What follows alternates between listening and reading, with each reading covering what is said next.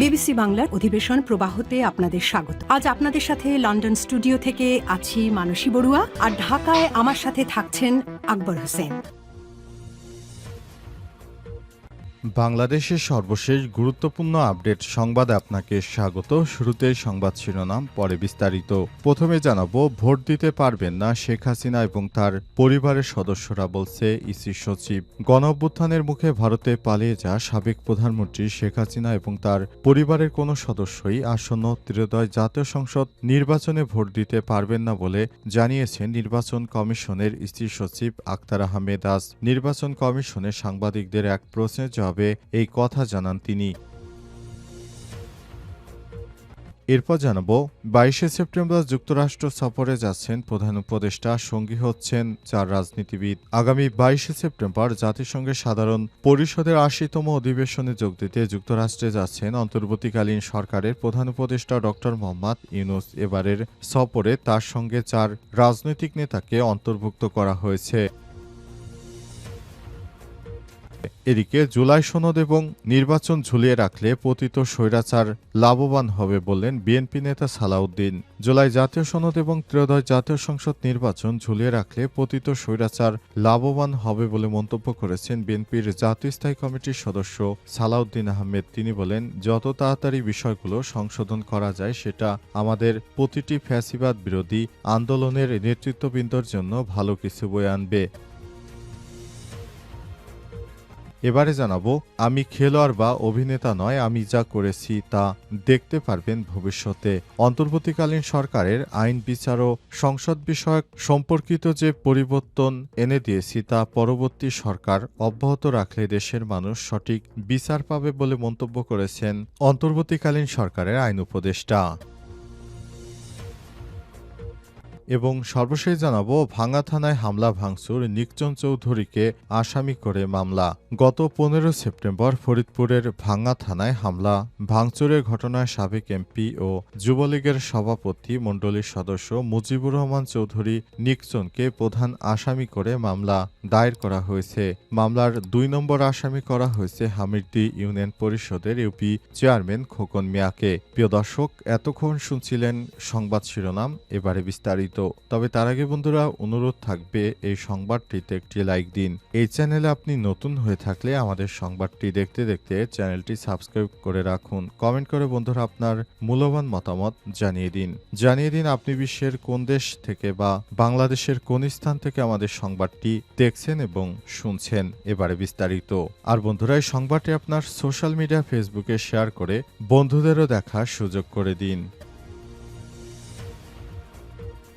Vote দিতে পারবেন না শেখ হাসিনা এবং তার পরিবারের সদস্যরা, বলছে ইসি সচিব। গণ অভ্যুত্থানের মুখে ভারতে পালিয়ে যাওয়া সাবেক প্রধানমন্ত্রী শেখ হাসিনা এবং তার পরিবারের কোনো সদস্য আসন্ন ত্রয়োদশ জাতীয় সংসদ নির্বাচনে ভোট দিতে পারবেন না বলে জানিয়েছে নির্বাচন কমিশনের ইসি সচিব আখতার আহমেদ। বুধবার 17 সেপ্টেম্বর নির্বাচন কমিশনে সাংবাদিকদের এক প্রশ্নের জবাবে এই কথা জানান তিনি। ইসি সচিব বলেন, যাদের এনআইডি লক রয়েছে তারা অনলাইনে ভোট নিবন্ধন করতে পারবেন না, ফলে প্রবাসে বসে ভোট দেওয়ার সুযোগ তাদেরই থাকবে না। এর আগে গত এপ্রিল মাসে ইসির এনআইডি শাখার মহাপরিচালক এস.এম. হুমায়ুন কবির এর নির্দেশনায় শেখ হাসিনা এবং তার পরিবারে 10 সদস্যের এনআইডি লক করা হয়। যাদের এনআইডি লক করা হয়েছে শেখ রেহানা সিদ্দিক, শেখ হাসিনা, সজীব ওয়াজেদ জয়, সাইমা ওয়াজেদ পুতুল, শাহিন সিদ্দিক, বুশরা সিদ্দিক, টিলিপ রেজানা সিদ্দিক, আজমিনা সিদ্দিক, রাদন মুজিব সিদ্দিক ও তারিক আহমেদ সিদ্দিক। ইসি সচিব আখতার আহমেদ বলেন, প্রবাসী ভোটারদের জন্য অনলাইনে নিবন্ধন ব্যবস্থা তৈরি করা হচ্ছে। তবে নিবন্ধনের ক্ষেত্রে পাসপোর্ট নয়, কেবল এনআইডি বাধ্যতামূলক। যাদের এনআইডি লক থাকবে তারা কোনোভাবেই নিবন্ধন করতে পারবেন না। তিনি আরও জানান, মামলার কারণে বা অন্য কারণে বিদেশে থাকা ব্যক্তিরা ভোট দিতে পারবেন, তবে শর্ত হলো তাদের এনআইডি অবশ্যই আনলক থাকতে হবে।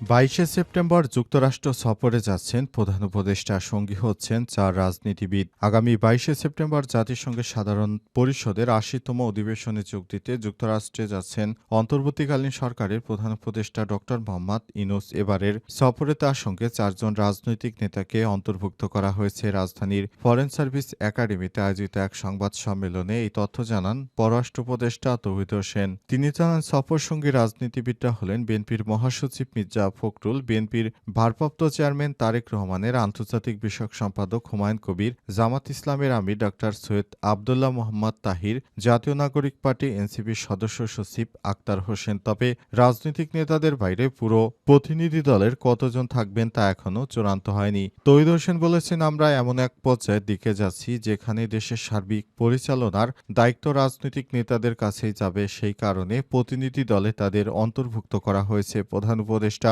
আগামী ২৬শে সেপ্টেম্বর জাতিসংঘের সাধারণ পরিষদের সাধারণ আলোচনায় ভাষণ দেবেন। সেখানে জুলাই মাসের গণঅভ্যুত্থানের প্রেক্ষাপটে বাংলাদেশে সংগৃহীত সংস্কার পদক্ষেপ, সুষ্ঠু নির্বাচন আয়োজন এবং একটি পৃথক গণতান্ত্রিক রাষ্ট্র ব্যবস্থা গড়ে তোলার প্রতিশ্রুতি তুলে ধরা হবে বলে আশা করা হচ্ছে।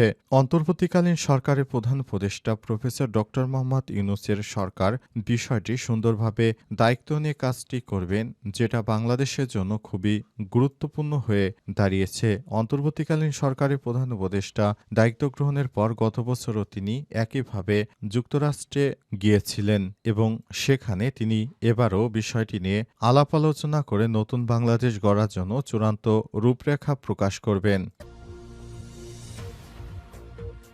জুলাই সনদ এবং নির্বাচন ঝুলিয়ে রাখলে পতিত স্বৈরাচার লাভবান হবে বললেন বিএনপি নেতা সালাউদ্দিন আহমেদ। জুলাই সনদ এবং ত্রয়োদশ জাতীয় সংসদ নির্বাচন ঝুলিয়ে রাখলে পতিত স্বৈরাচার লাভবান হবে বলে মন্তব্য করেছেন বিএনপির স্থায়ী কমিটির সদস্য সালাউদ্দিন আহমেদ। বুধবার ১৭ সেপ্টেম্বর বিকেলে রাজনৈতিক দলগুলোর সঙ্গে ঐক্যমত কমিশনের বৈঠক শেষে ব্রিফিংয়ে এমনটা জানিয়েছেন তিনি। বিএনপির স্থায়ী কমিটির সদস্য বলেন, যদি জুলাই অভ্যুত্থান সফল না হতো, প্রকৃতপক্ষে আমরা কিন্তু রাজনীতি করতে পারতাম না। সুতরাং এই জুলাই আন্দোলনের মাধ্যমে আমরা সবকিছু দেখতে পেয়েছি।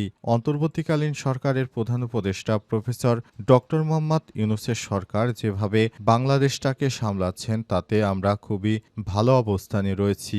আমাদের মূলত অনেকগুলো সমস্যা একসঙ্গে এসেছিল, কিন্তু আমরা সমস্ত সমস্যাগুলো রিকভার করতে পেরেছি। তবে যদি জুলাই সনদ এবং নির্বাচন নিয়ে এখন নতুন করে আবার ষড়যন্ত্র শুরু হয় দেশে, তাহলে সত্যি কথা বলতে আমরা এতদিন যা অর্জন করেছি সেটি আমাদের মধ্যে দ্বিধাবিভক্তির কারণে সবকিছু ধ্বংস হয়ে যাবে। আমরা চাই না এমন কোনো বিষয় আসলে খুব খারাপ পর্যায়ে নিয়ে যাক। অন্তর্বর্তীকালীন সরকারের প্রধান উপদেষ্টা প্রফেসর ড মোহাম্মদ ইউনূসের সরকার এই বিষয়টি খুবই গুরুত্ব সহকারে দেখছেন, সেটা খুবই ভালো একটি বিষয়। অন্তর্বর্তীকালীন সরকারের প্রধান উপদেষ্টা প্রফেসর ড মোহাম্মদ ইউনূসের সরকার খুবই গুরুত্ব সহকারে বিষয়টি দেখার এবং চিন্তাভাবনা করার বিষয়টি তিনি নিশ্চিত করেছেন।